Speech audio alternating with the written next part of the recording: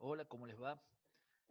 Estamos en la primera clase grabada de introducción a la agronomía. Yo soy Claudio Sarmiento, soy el profesor de la Comisión 4. Con algunos tuvimos oportunidad de conocernos, con otros no, pero a medida que vaya avanzando el desarrollo de la materia bajo modalidad virtual, vamos a ir subiendo algunas clases o algunos tutoriales grabados por los diferentes profes de las diferentes comisiones para aclarar algunas cuestiones de orden práctico y otras de orden más conceptual, ¿no? Bueno, esta me toca a mí. Vamos a tomar el tema estructura agraria y vamos a tomar el práctico anterior en el que les dimos 4 productores llamados A, B, C y D, y les pedimos que hicieran un cuadro comparativo con algunas variables que tenían que comparar, algunas cosas que eran distintas o no, pero había diferencias entre cada productor. No siempre entre los 4, por eso digo o no, pero siempre alguno se diferenciaba de otro por eso. Esta es una metodología que vamos a usar para trabajar. Muchas consultas por mail no, eh, nos sugirieron que subamos el apunte eh, en el mismo momento de que les entregamos el práctico. A lo que nosotros no quisimos, el práctico estuvo armado así, precisamente para que ustedes primero encontraran esas diferencias y realmente pensaran que algo tan sencillo como que los productores agrarios son diferentes. ¿Sí? Hay algo dando vueltas en el mundo agropecuario que es que hay una clasificación que agrupa a los productores en chicos, medianos y grandes en función de la cantidad de hectáreas y en función de eh, la cantidad de capital, digo I, pero también o sea, cantidad de hectáreas o cantidad de capital, asumiendo que lo que los diferencia es eso, ¿no? Cuando uno dice productor chico, mediano o grande, está asumiendo que son un grupo con muchas similitudes y que lo que los distingue es la cantidad de tierra o la cantidad de capital. Bueno, en esta materia no vamos a usar esa clasificación, respetamos a quienes la usan, pero para nuestros objetivos nos parece que es una clasificación bastante incompleta y vamos a usar otra que eh, es parte de una herramienta que la llamamos estructura agraria y que clasifica a los productores en lo que nosotros llamamos tipos sociales agrarios. En esta herramienta los clasifica en 4 tipos de productores, que son los que han trabajado ustedes bueno, con esos ejemplos sencillos, ¿no? Eh, Hay otras clasificaciones de productores también, y ahí los instamos a que lean el apunte que sí vamos a subir junto con esta clase y que explica un poco todo esto, ¿no? ¿Para qué uno clasifica a los productores? Bueno, hay veces que es necesario, por ejemplo, hacer un cobro diferenciado de impuestos, o como se está discutiendo ahora, un régimen de retenciones diferente. Entonces, uno tiene que clasificar. Y la pregunta que aparece es, bueno, ¿realmente son los productores rurales empresarios? ¿O son todos empresarios? Lo que sería la misma pregunta. Y la primera respuesta es que no, que si bien existen los empresarios rurales, los productores que tienen un manejo empresarial, uno también tiene que entender que hay una gran variedad de productores que no califican como empresarios. Y de eso va a tratar esta breve explicación. Nosotros vamos a trabajar, como dijimos, con 4 tipos sociales agrarios. ¿Sí? El caso que ustedes vieron como productor A, ese ejemplo lo vamos a llamar familiar capitalizado. Uno de esos 4 grupos lo vamos a llamar empresario, porque realmente hay productores rurales que tienen una mentalidad empresarial y y lo podemos ubicar en ese grupo. Sería el caso del productor B.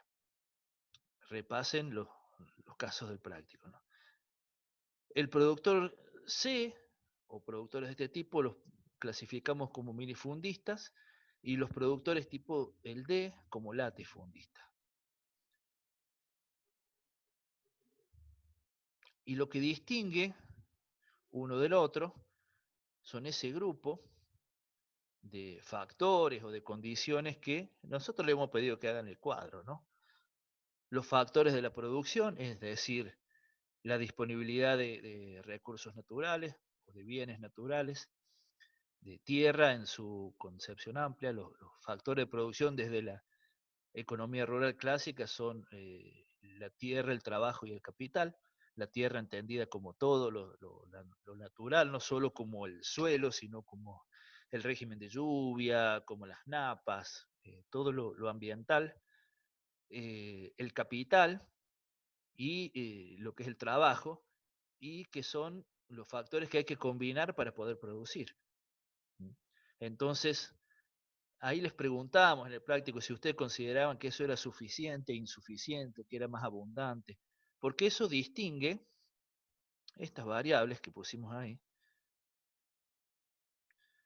distinguen a los productores. Son una de las cosas que estos factores de producción que hacen que digamos que un productor es empresario o es familiar capitalizado, minifundista o latifundista. ¿Sí? Entonces, uno puede decir que un empresario, por ejemplo, tiene una dotación suficiente, abundante de capital, tierra no siempre, puede ser un empresario con pocas hectáreas, ¿sí? Mientras que un minifundista, por ejemplo, y véalo en el apunte, tiene una dotación escasa a insuficiente, no le permite la capitalización. ¿Sí? En este caso, tanto el minifundista como el familiar capitalizado son dos productores familiares. Ustedes habrán visto que la gestión y parte de la mano de obra, al menos el familiar capitalizado, la realiza la familia. ¿Sí? Pero las posibilidades de capitalizarse son otras. ¿Por qué? Porque el familiar capitalizado, por ejemplo, ahí está, tiene una dotación de tierra y capital suficiente, mientras que el minifundista tiene una dotación escasa. La mano de obra es otro de los factores de la producción. El trabajo puede ser asalariado o familiar. Los productores familiares tienen mano de obra familiar. El familiar capitalizado suele tenerlo en la gestión. Mientras que lo que le llamamos los tipos sociales agrarios más patronales, los empresarios y latifundistas suelen llevar a veces la gestión del establecimiento y a veces ni siquiera eso. Y la mano de obra es principalmente contratada, es contratada, perdón, no principalmente, sino que es contratada, es asalariada. Sí.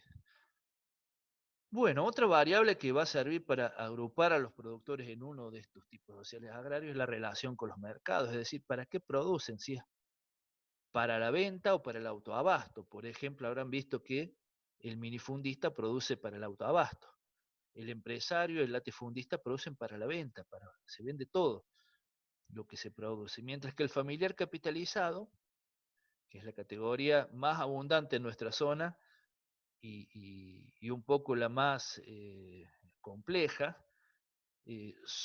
produce para la venta, pero suele tener producciones para el autoabasto. Algunas familias suelen tener en el campo frutales, alguna huerta, algunos animales, sobre todo los que viven en el campo, ¿no?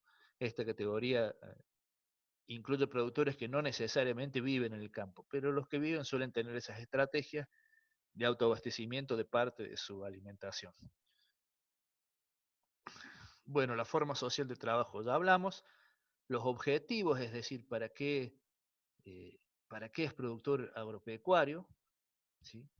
Como decíamos, si el productor tiene un objetivo de capitalización o tiene un objetivo de subsistencia, el minifundista no tiene otra posibilidad que la subsistencia, y la identidad, es decir, se identifica con la vida rural o el campo es un negocio, es una actividad empresarial o es una actividad económica, que solo eso como quien fabrica parlantes de computadora, por ejemplo. Entonces, uno ve en los productores rurales, aún en los que no viven en el campo, que tienen una identidad rural, los familiares capitalizados, por ejemplo, los minifundistas también, ¿sí? Incluso el latifundista, son gente que eh, para ellos el campo es mucho más que una actividad de la que viven, a pesar de que es una actividad de la que viven. Es decir, eh, es una fuente de recursos, pero es mucho más que eso. Es la vida que han elegido, es el trabajo que les gusta, es lo que les gusta hacer, es la vida que quieren para sus hijos, es lo primero que piensan cuando se levantan, mientras que un empresario tiene otra mirada. No necesariamente tiene que sentir afecto por, por su emprendimiento, y no es que eso esté bien o esté mal. No lo tomen como que es algo positivo o negativo. Simplemente es así. ¿Sí? Hay grupos inversores, por ejemplo, que ponen plata, arman los famosos pools y, bueno, alquilan tierras y se dedican a producir en épocas en donde el campo da buenas rentabilidades. Pero es una inversión, y cuando el campo deja de dar buenas rentabilidades, esa plata que se pone en el campo se pondrá en otro lado. ¿Se entiende? Eso es una concepción empresarial. Un empresario nunca trabajaría a pérdida, o si trabaja a pérdida es porque le salió mal, pero no sostendría esa situación en el tiempo. No estaría 5, 6, 7 años trabajando a pérdida. Sin embargo, hemos visto muchos productores familiares capitalizados trabajando a pérdida. Cuando los números no dan, se saca plata de algún lado, del otro se endeuda, bueno, se le busca la forma.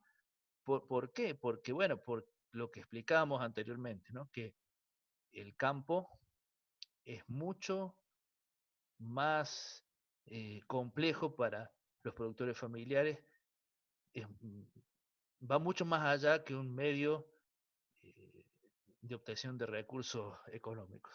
¿Mm? Bueno, estas son algunas aclaraciones para el primer práctico que hemos trabajado, ¿sí? Y con estos tipos sociales agrarios vamos a trabajar en la materia y damos paso a una segunda instancia de reflexión, que es cómo influye todo esto en la toma de decisión de los productores.